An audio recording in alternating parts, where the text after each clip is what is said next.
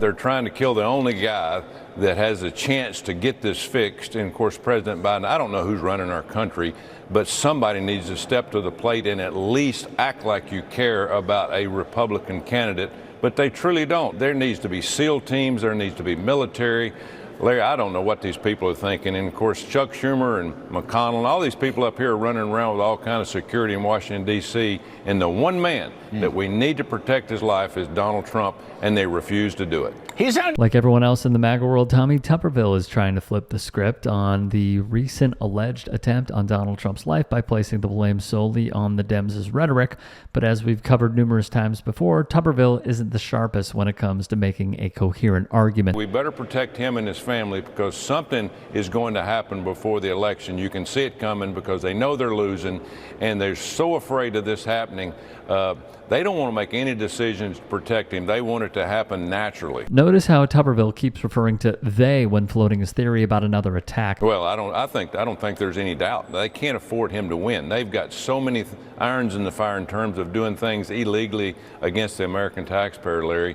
They are going to do everything they possibly can to keep him out of office. Look at all the things that they've already done, and none of them have worked. I mean, the guy is Teflon Don. Tuberville knows exactly what he's doing by refusing to name a specific group responsible for provoking the attack and leaving it up to interpretation from the audience. But what he doesn't realize is that he's debunking his own argument by using inflammatory rhetoric himself. He is the only one that has the opportunity and the guts to get something done to save this country from a disaster that's happening every day here in Washington, D.C. and all over the country. This is exactly what we're talking about. Saying that Trump is the only one who could save the country from disaster inherently blames anyone opposing him for the country's supposed downfall, thus making them enemies of MAGA that must be defeated. And they are counting on this to happen. I'm telling you, they're counting on it. They don't want to protect the man. They don't want to protect his family. They do not want to protect this country. And it's absolutely amazing to me how they're getting by with it from the mainstream media. They can't not allow him.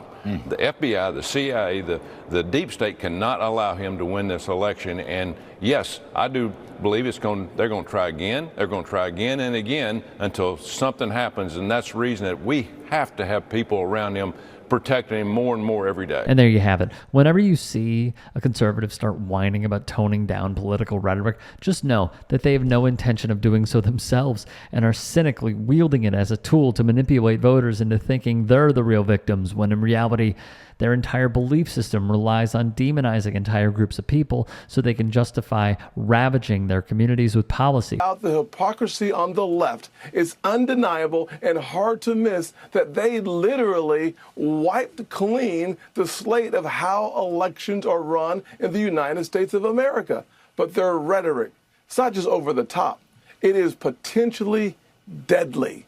We need to see it toned down, starting on the left.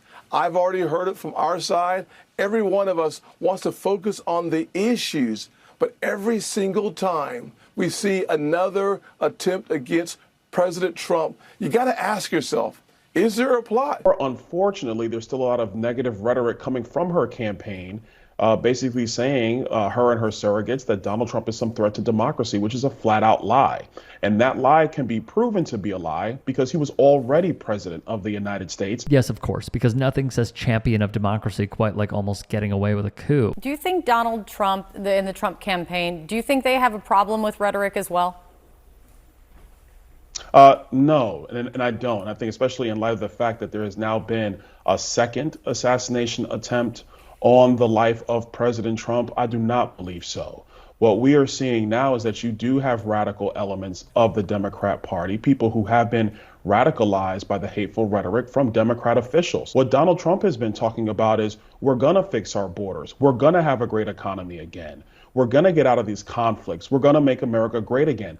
That is his rhetoric. So I think if you compare the nastiness from Kamala Harris's campaign and from the Democrat Party compared to what we've been talking about really for the last 9 years, but specifically the last year and a half in this campaign, no, I do not agree that it is the same rhetoric. There's no moral equivalency in the rhetoric between these two campaigns. These are the mental and rhetorical gymnastics Trump's sycophants undergo to defend all of the heinous things he said and done over the years. But Donald is correct in saying that there is no moral equivalence between the rhetoric in both campaigns, just not in the way he thinks. Illegal Haitian migrants taking over a beautiful place. It was so beautiful. Springfield, Ohio. I was there. I campaigned there a while ago. Springfield, it was so beautiful. Now it's just, what a place. Can you imagine you have this small little community. All of a sudden you have 20,000 illegals in your community. Nobody knows where they come from. I'm angry about young American girls being raped and sodomized and murdered by savage criminal aliens.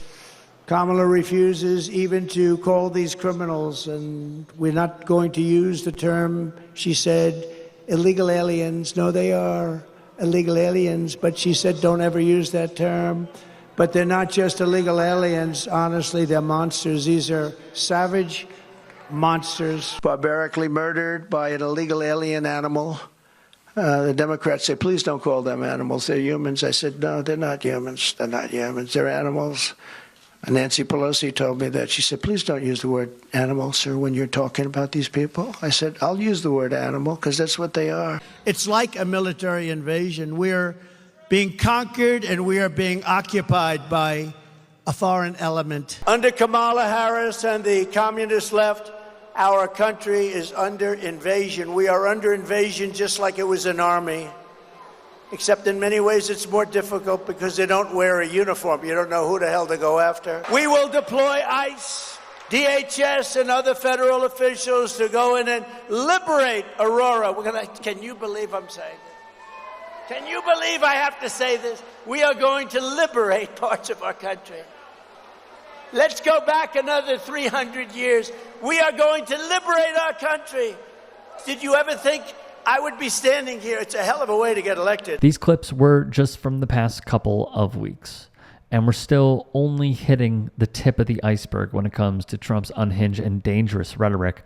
Even J.D. Vance knows that Trump's rhetoric has led and will lead to more violence, though he didn't realize it at the moment. But I do think that we should take this opportunity to call for a reduction in the ridiculous and inflammatory political rhetoric coming from too many corners of our politics. We can disagree with one another, we can debate one another, but we cannot tell the American people that one candidate is a fascist, and if he's elected, it is going to be the end of American democracy. Kamala Harris is the first major party nominee in American history who fundamentally rejects freedom and embraces Marxism, communism, and fascism.